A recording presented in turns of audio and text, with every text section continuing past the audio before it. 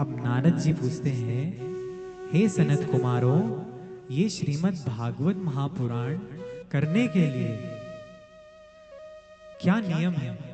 ऐसे कौन से कार्य कर सकते हैं और कौन से कार्य वर्जित है? हमें श्रीमद् भागवत जी के सप्ताह पारायण की विधि बताइए। किन नियमों का हमें पालन करना है, आदर करना है, मनन करना है? तब ऋषि कुमार कहते हैं,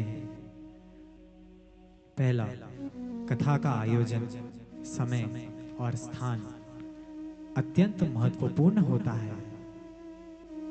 आप श्रीमद् भागवत जी की कथा को कभी भी करा सकते हैं, परंतु सौम्य मास जैसे उत्तरायण, मार्गशीर्ष मास, माघ मास, वैशाख मास, पवित्र पावन कार्तिक के महीने में भगवान अनंत, भगवान श्री पुरुषोत्तम भगवान पुरुषोत्तम मास में श्रीमद् भागवत महापुराण कर सकते हैं।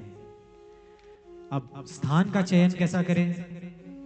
स्थान आपका घर हो सकता है या किसी पवित्र मंदिर में हो सकता है, नदी के तट पर हो सकता है।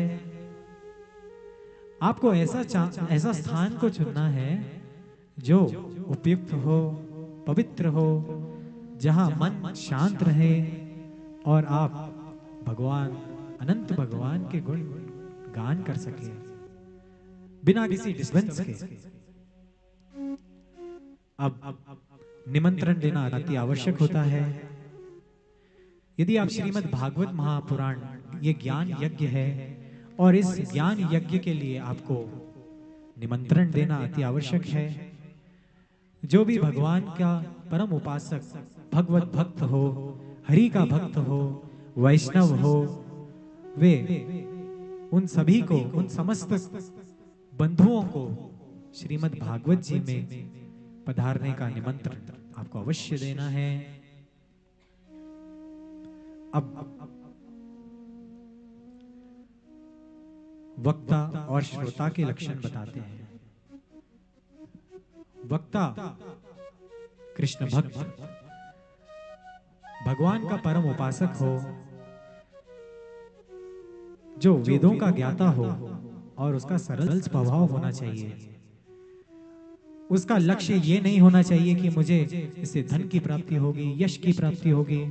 उसका परम कर्तव्य ये बनता है कि वे आपको भगवान श्री मधुसूदन, भगवान श्री कृष्ण चंद्र से जोड़े, उनकी भक्ति में भक्ति का बीज श्रोताओं के अंदर अंकुरित करे।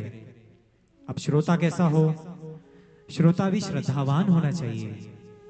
कथा के दौरान वे मौन होकर एक आसन पर बैठे, एकाग्र चित्त होकर भगवान के पवित्र पावन नाम का स्मरण करे, भगवान की कथा में रुचि रखे, एकाग्र चित्त होकर भगवान अनंत का दर्शन करे और कथा का रसपान करे।